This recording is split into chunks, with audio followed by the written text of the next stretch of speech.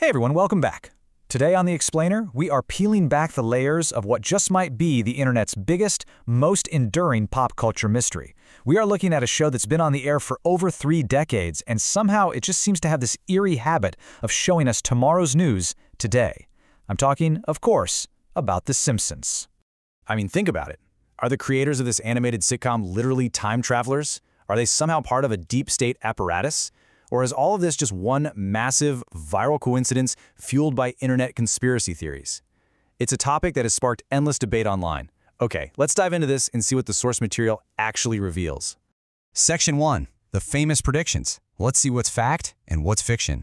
To really understand this phenomenon, we first have to look at where fictional television seemingly becomes startling reality. And you guys, the sheer specificity of these timeline anomalies is staggering. In a 1993 episode, magicians are attacked by their white tiger. Exactly 10 years later, in 2003, real-life illusionists Siegfried and Roy suffered that exact fate.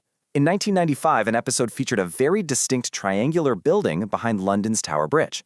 That was 14 years before the construction of the Shard even began. They showed Disney acquiring Fox nearly 20 years before the multi-billion-dollar deal actually happened, and they even perfectly mapped out Lady Gaga's flying stadium entrance 5 years in advance. It builds a very real sense of cognitive dissonance when you lay it all out like this. Section 2. The rational argument. Let's try to find some logic here. All right, let's look at the famous purple suit phenomenon. In 2001, an episode depicted Lisa Simpson as president, and she was wearing a very specific purple suit and a pearl necklace. Fast forward 20 years later, Vice President Kamala Harris wore a nearly identical outfit. Naturally, the internet exploded. But if we look at the rational pattern here, in the American political system, Republicans are red and Democrats are blue. When a leader wants to project a message of political unity, mixing red and blue makes purple. It's actually a historical wardrobe pattern that logical writers simply observed and applied to their script. And before we jump to wild conclusions, we absolutely have to look at this massive figure, 1,228,000. That is the estimated number of jokes broadcast across the show's 800-plus episode history, assuming roughly 8 jokes per minute. This completely sets up a pure mathematical probability. So, the absolutely crucial point here is a psychological concept called survivorship bias. If you stand at a dartboard and throw 10 darts, hitting the bullseye once doesn't make you a master marksman, right? It's just probability. Out of 1.2 million jokes, having a few dozen come true isn't necessarily magic or time travel. Statistically speaking, it is literally just math. We focus on the hits, and we completely ignore the million misses. Section 3. Predictive programming, normalizing the future.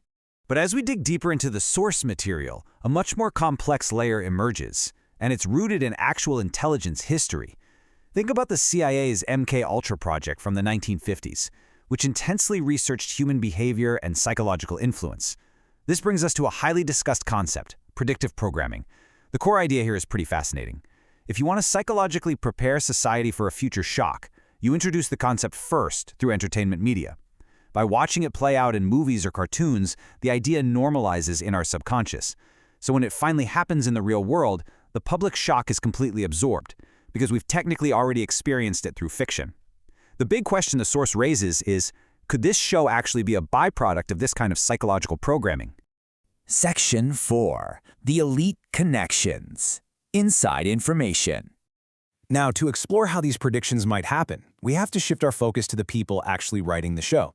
They aren't just average cartoonists. They exist within a very specific, highly connected ecosystem. For instance, creator Matt Groening was reportedly mentioned in the unsealed Epstein flight logs, having flown on his private jet.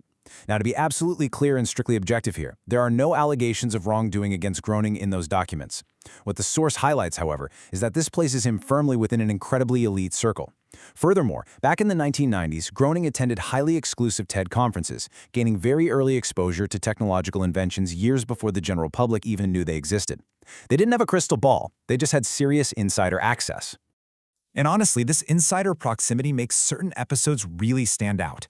In the year 2000, there was an episode called The Computer Wore Mena's Shoes. It featured Homer writing a blog exposing mind control via flu shots.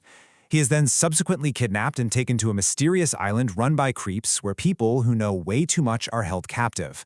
Given the real-world revelations about elite private islands that came to light years later, this definitely fractures that simple rational coincidence argument for a lot of observers. Section 5. CIA and Hollywood. Let's look at the systemic ties. Because you guys, this isn't just about one animated show. The systemic ties between the US government and the wider entertainment media go incredibly deep. The Pentagon actually has a dedicated entertainment liaison office. Take the movie Hulk. The military operation in the script was originally named Operation Ranch Hand, which was a real, highly controversial Vietnam War operation. Well, the Pentagon made them change it to Angry Man. In the movie Contact, scenes showing a weak military response were entirely removed. In Meet the Parents, Robert De Niro's character originally had a collection of real CIA torture manuals. The CIA requested that specific detail be scrubbed.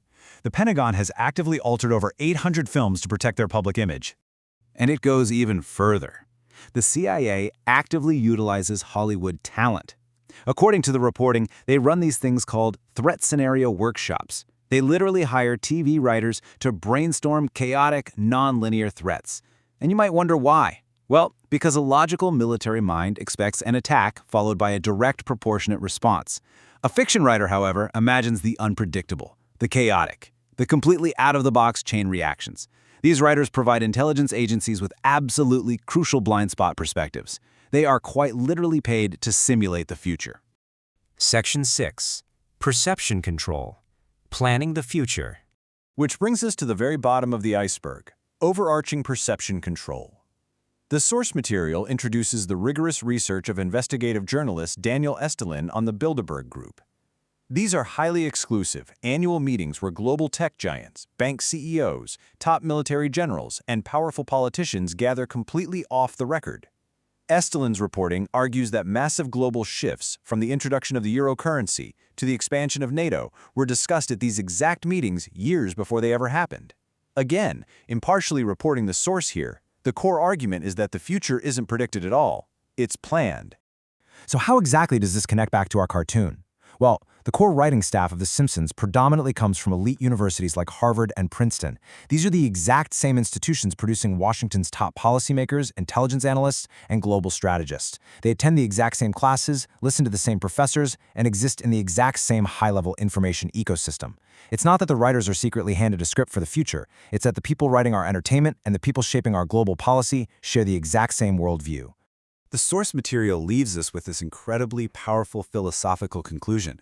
Whether it's survivorship bias, predictive programming, or just highly educated writers paying really close attention to global trends, the ultimate takeaway here is about media literacy. When you understand the deep, structural ties between power, policy, and the entertainment you consume every day, your entire relationship with media changes. You stop just passively consuming. And really, that is what you should take away from this explainer today. The world is rarely as random as it seems, and entertainment is rarely just entertainment. So the next time you sit down to watch your favorite show, I really want you to ask yourself, are you just an audience or are you an observer? Thanks so much for joining me on this deep dive. Stay curious, keep learning, and I'll catch you in the next one.